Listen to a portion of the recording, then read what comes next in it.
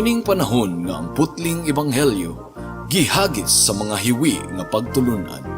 Kinahanglan mo barug ang mga tinun-an ni Kristo sa pagpakigbisog sa paglaban sa pagtuo, nga magkausa ug alang sa tanang panahong gihatag sa Dios ngadto sa iyang katawan. Maoy hinungdan nga namugna kining tulumanon ang putling ebanghelyo. 30 minutos nga pagsabwag sa tinuod nga ebanghelyo. Kauban ni Pastor Jeremias Hangad, ang putling ebanghelyo. Tulumanon nga gihatod kaninyo sa Herald of Grace Radio Ministries Philippines. Ang putling ebanghelyo. Ang putling ebanghelyo.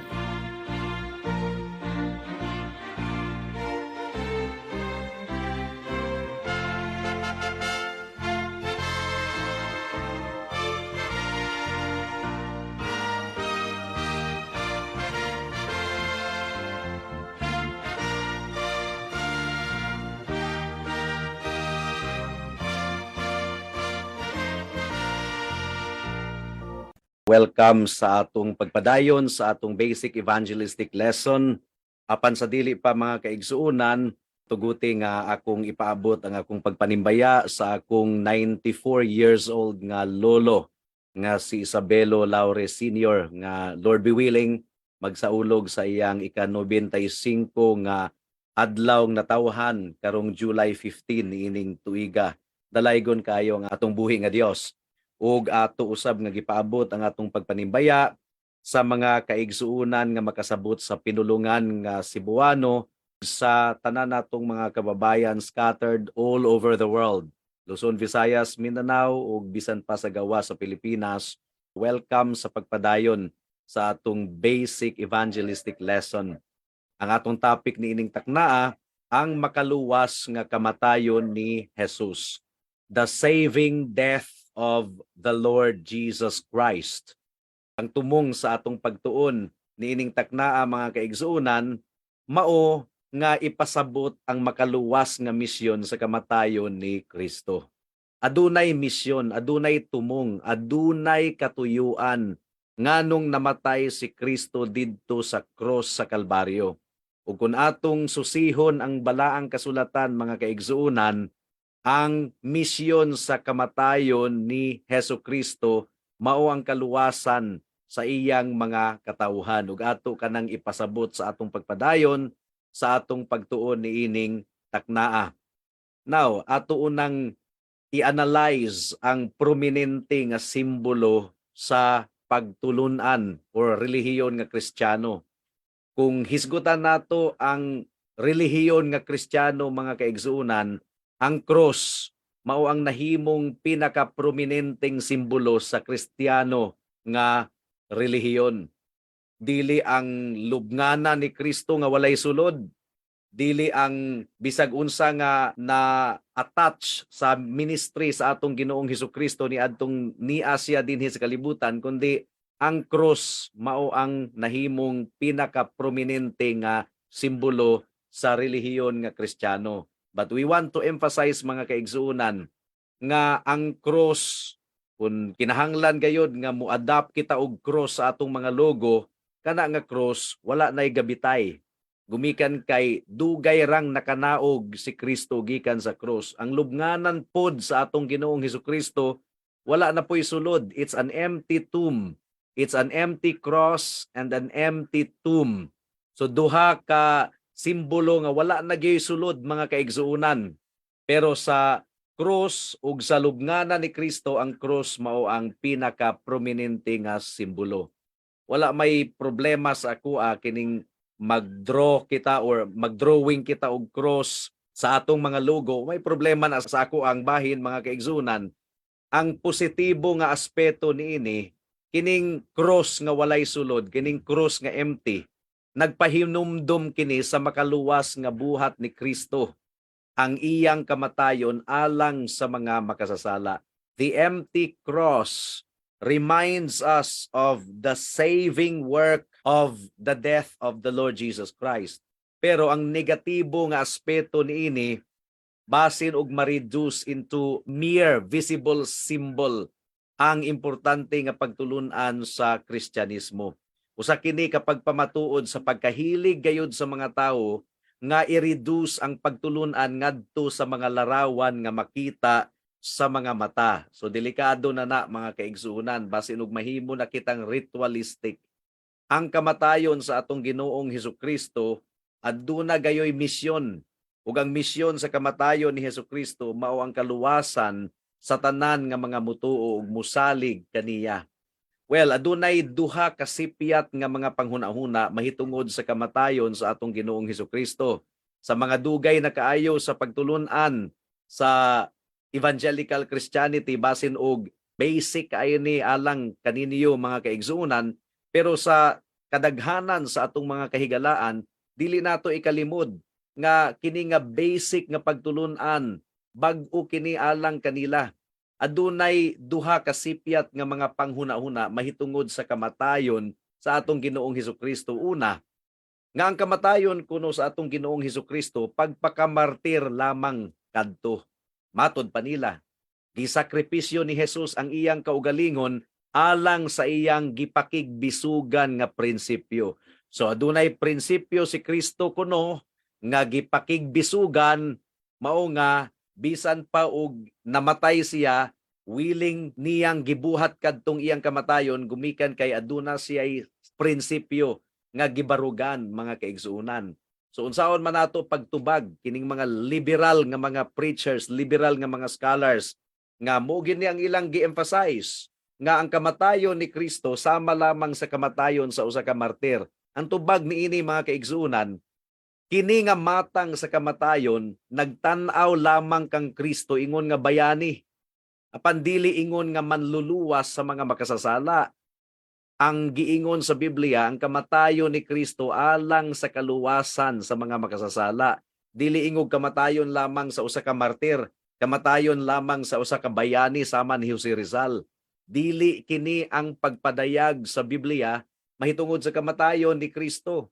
So sipyat gayud mga kaigsuonan nga pagaisipon nato ang kamatayon ni Kristo isip ehemplo lamang nga atong sundon sama sa gibuhat ni Jose Rizal nga bisan pa og bata kayo siya nahimo siyang martir alang sa nasod sa Pilipinas di nabali gumikan kay adunay prinsipyo siya nga gipakigbisugan. Sipyat kana nga panghuna-huna mga kaigsuonan. Ang kamatayon sa atong Ginoong Hesukristo, kamatayon sa usa ka manluluwas. Kinahanglan gayud nga iyang ihalad ang iyang kaugalingon didto sa krus alang sa kaluwasan sa iyang mga katawhan. Ikaduha nga sipyat nga panghuna-huna mahitungod sa kamatayon ni Hesukristo, mao nga ang tumong kuno sa kamatayon ni Kristo, ang tumong lamang sa iyang kamatayon, mao ang paghatag og moral nga impluwensya. Gusto lang kunong i-influence ni Hesukristo ang kalibutan para sa moral nga aspeto. For example, aron mahumok ang kasing-kasing sa mga tawo, di ba dunay mga nag-hunger strike, kay duna sila'y gipangayo, duna sila'y gidemand, duna sila'y gipakigbisugan. Kunya kung nag-hunger strike sila, pila ka adlaw na silang walay gikaon, basin og maluoy mahumok ang kasing-kasing sa mga katawhan. So ingon adto kuno ang kamatayon sa atong Ginoong Hesukristo didto sa cross sa Kalbaryo. Pero kung atong tun-an ang balaang kasulatan mga kaigsuonan, gipakita sa bag-ong tugon nga ang kamatayon ni Kristo iya kadtong gibuhat alang sa Dios Amahan ug nadawat lang sa mga magtotoo ang bunga sa iyang gibuhat. The New Testament presents the death of Christ as primarily doing something to God the Father before any effect on sinners was secured. So, gibuhat ni Kristo ang iyang pagsakripisyo alang sa Dios Amahan. Iyang gitagbaw ang Dios Amahan. Consequence lamang ang atong panalangin nga nadawat pinaagi sa iyang kamatayon. Pero ang pinakagitagbaw ni Kristo mao ang iyang Amahan. So sipyat gayud kaayo mga kaigsuonan nga pagaisipon nato ang kamatayon ni Kristo isip makadasig nga sentimento lamang o makapatandog sa atong pagbati. That's a very wrong idea about the death of the Lord Jesus Christ. Well, unsa man ang biblical nga pagsabot, unsa man ang tataw kaayong gitudlo sa balaang kasulatan, mahitungod sa kamatayon sa atong Ginoong Hesukristo. Let's listen to Matthew chapter 26 verse 27 hangtod sa 29. Ang giingon dinhi mga kaigsuonan, mao kini ang akong dugo. So ang konteksto niini mao ang balaang panihapon sa atong Ginoo no, nga iyang giordina nga pagabuhaton sa iyang iglesia in the ages to come. So ang giingon dinhi, mao kini ang akong dugo sa bag-ong kasabutan nga giula alang sa daghang katawhan, alang sa kapasayloan sa kasalanan. Apan sultihan ko kamo nga dili na gayon ako muusab pag-inom ni ining maong bino hangtod sa adlaw nga muinom ako sa bag-ong bino uban kaninyo didto sa gingharian sa akong amahan. So sama sa akong giingon kaganina mga kaigsuonan, ang konteksto niini mao ang pagtakda sa balaang panihapon sa Ginoo nga mahimong mahulagwayanong pahinumdom sa iglesia sa kahulugan sa kamatayon ni Kristo. It's a pictorial remembrance of the church concerning the meaning of the death of the Lord Jesus Christ. Mao nga ginabuhat nato ang Lord's Supper sa atong mga panagtigom gumikan kay kini usa ka pictorial remembrance of the death of the Lord Jesus Christ. Ang giingon sa 1 Corinthians chapter 11, the moment every time na mukaon kita sa pan ug muinom kita sa kupa, atong gisangyaw ang kamatayon sa atong Ginoong Hesukristo hangtod nga siya mubalik. So ang pinakapunto niini mga kaigsuonan, gipasabot na ni Kristo mismo nga ang iyang kamatayon usa ka sakripisyo nga moresulta sa kapasayloan ug paghinlo sa iyang mga katawhan. That's why Jesus Christ died, so that the sins of the people will be forgiven, aron sila mahinluan gikan sa ilang sala ug gihulagway kini sa daang tugon. Kung atong pagatun-an katong mga ritual sa daang tugon, katong sacrificial system sa daang tugon mga kaigsuonan, nag-ihaw sila og mga hayop, mga mananap, ilang gisunog, simbolo kadto or anino kadto, hulagway kadto sa pagabuhaton ni Kristo didto sa krus sa Kalbaryo. Sa daang tugon, ang biktima nga hayop gisunog pinaagi sa tunglo sa Dios isip kapuli sa tawo nga naghalad. So imbis nga ang mga magtutuo sa daang tugon mao ang silutan sa Ginoo, ang inosente nga hayop nga walay sala, mao ang giula ang dugo, mao ang gihalad at tubangan sa Ginoo pinaagi sa pagsunog. Kining pagsunog usa kana ka simbolo sa tunglo ug kapungot sa Dios mga kaigsuonan. For example, sa Leviticus chapter 17 verse 5 hangtod sa verse 6 unya mulaktod ta sa verse 11. Ang giingon dinhi, gihimo kini aron nga dad-on sa mga Israelita ngadto sa Ginoo ang ilang mga giihaw nga ilang gihalad sa gawas sa kampo. Ihatag nila kini sa pari didto sa pultahan sa tulda nga tagbuanan ug ihawon nila ingon nga mga halad sa pakigdait alang sa Ginoo. Ang dugo isablig sa pari ngadto sa halaran sa Ginoo didto sa pultahan sa tulda nga tagbuanan ug sunugon niya ang tambok ingon nga humot nga halad alang sa Ginoo. So mo kadtoy picture mga kaigsuonan sa daang tugon. Ang inosente nga biktima mao ang giihaw, mao ang nagpaula sa dugo, mao ang gisunog symbolically, gisalo sa inosente nga biktima ang tunglo ug kapungot sa Dios batok sa sala sa mga katawhan. Ug mao kadto ang gibuhat ni Kristo didto sa krus sa Kalbaryo. Gisalo ni Kristo ang tunglo ug kapungot sa Dios tungod sa kasalanan sa mga katawhan. Isaiah chapter 53 verse 10. Ang giingon dinhi mga kaigsuonan, ang Ginoo nag-ingon, mao'y akong kabubuton ang pagpaantos ug pagsakit kaniya. Sa dihang gihimo niya ang iyang kaugalingon ingon nga halad alang sa sala. Makita niya ang iyang mga kaliwat ug makabaton siyag taas nga kinabuhi ug pinaagi kaniya matuman ang ubang plano. So kabubuton gayud sa amahan nga ang iyang anak masakit kaayo. Pasakitan ang iyang anak gumikan kay kadto nga sakripisyo mga kaigsunan, sakripisyo kadto alang sa sala sa mga katawhan. So, mao katoy tumong sa kamatayon sa atong Ginoong Hesukristo. Dili ingog kamatayon lamang sa usa ka martir. Very wrong kaayo mga kaigsunan. So unsa may implikasyon niini, tataw kaayo nga implikasyon. Niadtong nagbitay si Kristo didto sa cross, ang Dios mismo mao ang nagsunog kaniya pinaagi sa iyang tunglo tungod ug alang sa mga makasasala. So, ang tunglo ug kapungot sa Dios iyang gibundak ngadto sa iyang anak nga si Hesukristo. In a sense, iyang gisunog si Kristo sa iyang tunglo ug kapungot didto sa cross sa Kalbaryo. Mao gani nga ang gisinggit ni Kristo, Dios ko, nganong gibiyaan mo ako?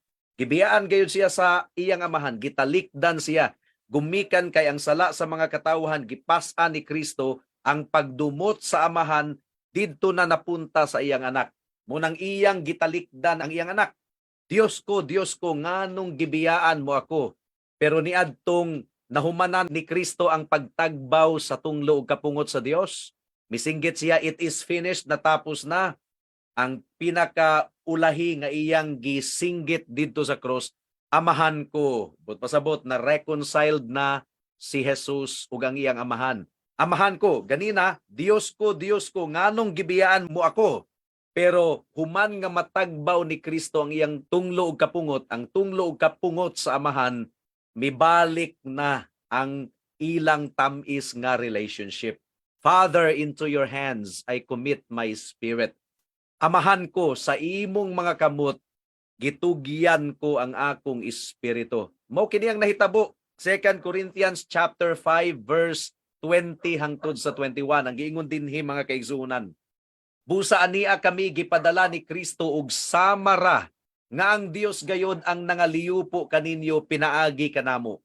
Sa ngalan ni Kristo naghangyo kami kaninyo nga makig-uli kamo sa Dios. Sa dili pa kita mo padayon, kini bitawng giingon mga kaigsuunan nga makig-uli kamo sa Dios. Ang implikasyon ini, kaaway ka sa Dios. Kung ikaw wala pa kang Kristo, kung ikaw wala pa nahiusa kang Kristo, kung ikaw dili pa magtotoo, wala pa naghinulsol sa imong sala, ug nagsalig lamang kang Kristo ingon nga imong bugtong Dios ug manluluwas, kaaway ka sa Dios.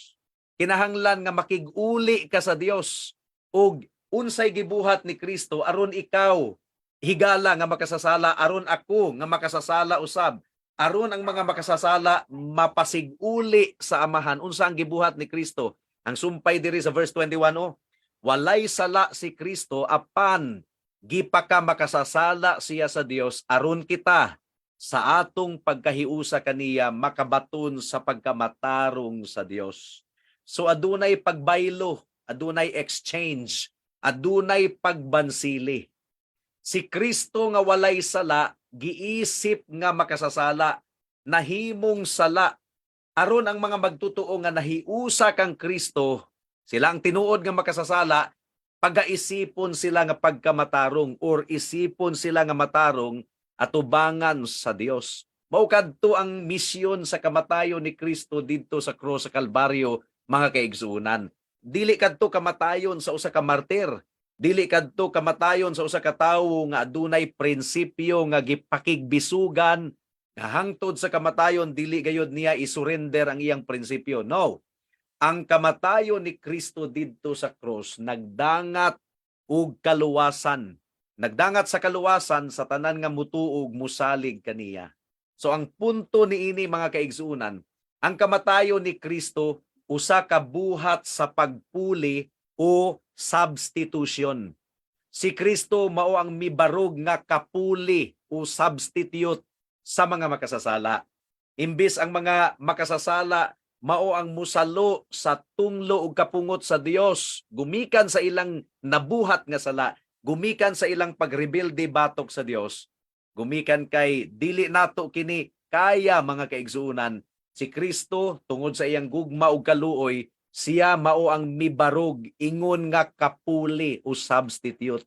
So ang kamatayon ni Kristo usa ka buhat sa pagpuli o substitution. Gidawat ni Kristo ang silot sa sala nga angayan untang ipahamtang sa mga makasasala. iyang gisunod sa hingpit gayod ang tanang gimando sa balaod nga dili gayod matuman sa mga makasasala.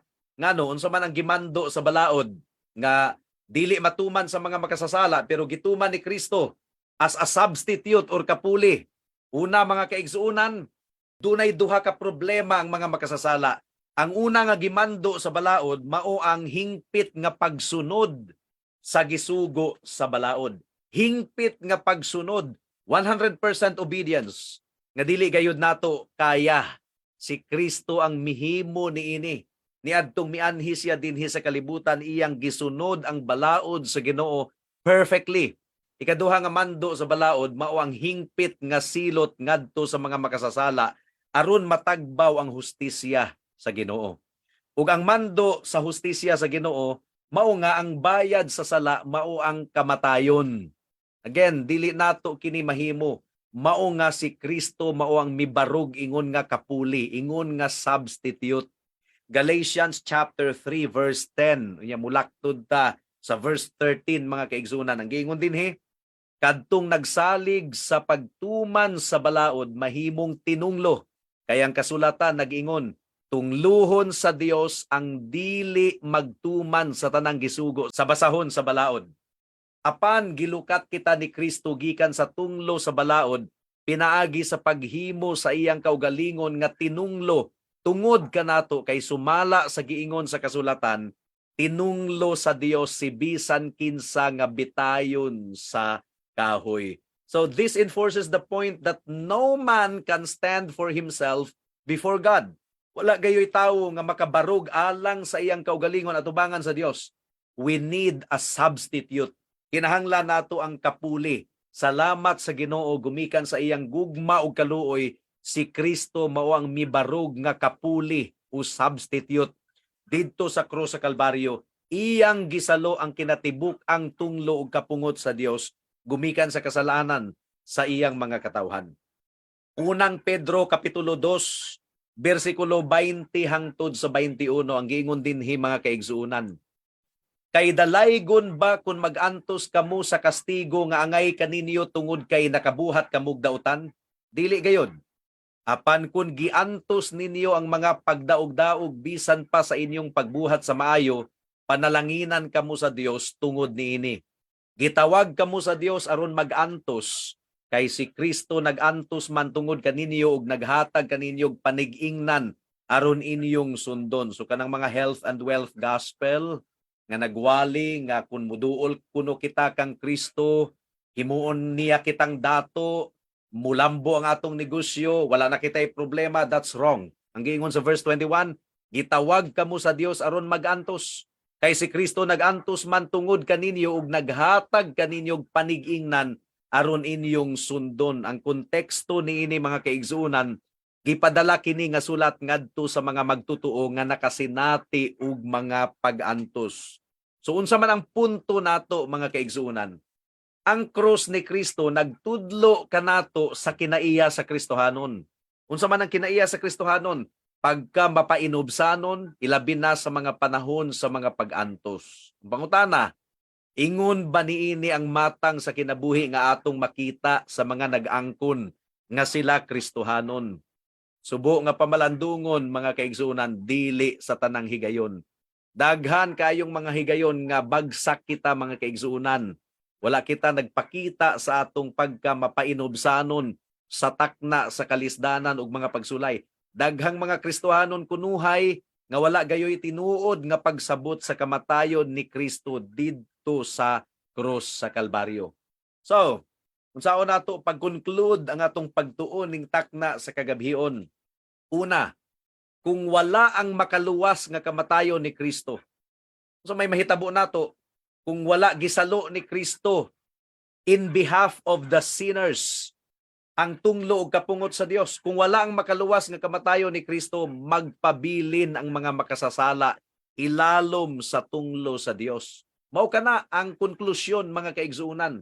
Mao kana ang klaro kaayo nga pagtulunan. Kung wala mibarog si Kristo ingon nga substitute o kapuli, wala gayud kitay paglaom. Kay dili nato matagbaw ang duha ka butang nga gipangayo sa balaod.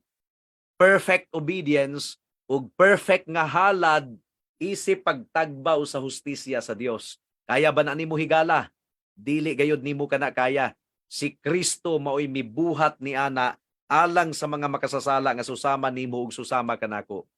Ug sila ang manubag sa ilang kaugalingon. Siyempre, kung dili si Kristo ang nanubag alang kanila, sila ang manubag sa ilang kaugalingon.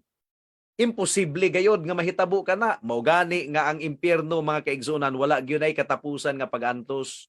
Gumikan kay bisan pa og magantos ta didto sa impyerno, ang atong pagantos dili ka na makatagbaw sa tunglo ug kapungot sa Dios. Mao nga ang makadawat sa silot didto sa impyerno forever, hangtod sa kahangturan gayud ang pagantos.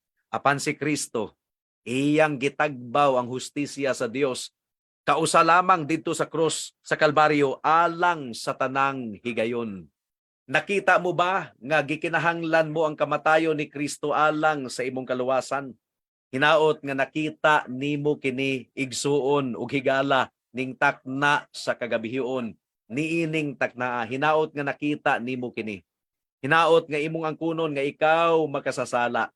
Dili gayud ikaw takos sa kapasayloan, dili ikaw takos sa gingharian sa langit. Ang takos alang kanimo maong tunglo ug kapungot sa Dios. Now, kung gahuna-huna ka nga ikaw mo tagbaw sa tunglo ug kapungot sa Dios, kulang ang impyerno hangtod sa kahangturan nga makatagbaw sa tunglo ug kapungot sa Dios. Mao nga undangi na og salig ang imong kaugalingon higala.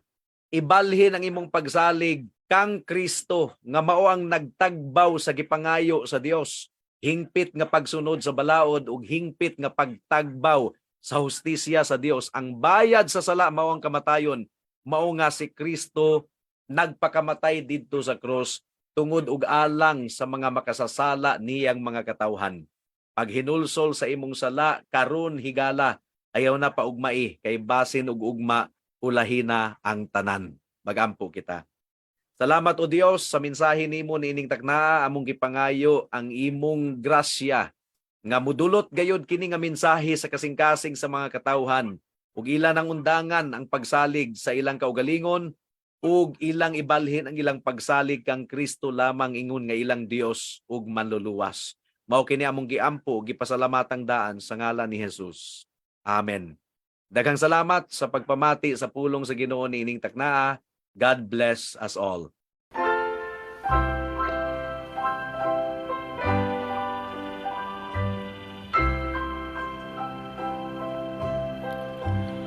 Once I stood in the night with my head bowed low in the darkness as black as could be, and my heart felt alone, and I cried, "Oh Lord, don't hide your face from me." Like a king, I may live in a palace so tall, with great riches to call my own. But I don't know a thing in this whole wide world that's worse than being alone. Hold my hand all the way, every hour, every day. Come here to the great unknown.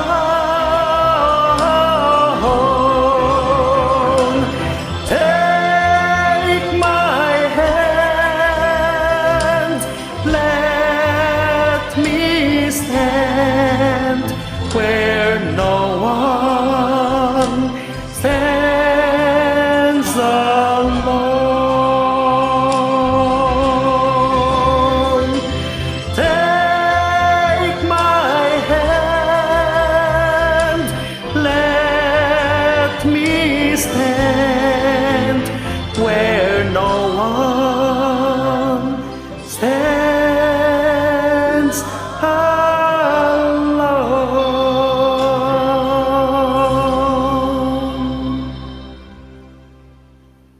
Alang sa dugang nga mga pangutana, mahimong mo text kang Pastor Jeremias hangad sa 0935 744 3030.